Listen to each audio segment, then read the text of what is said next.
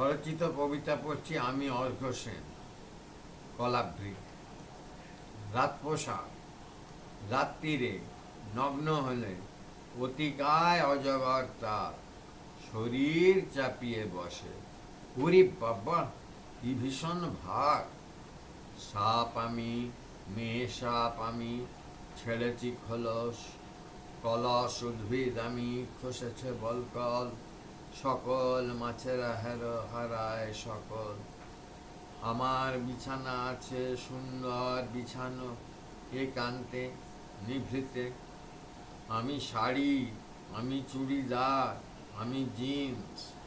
তুমি কে গো রাজকুমার? কে গো তুমি প্রিন্স?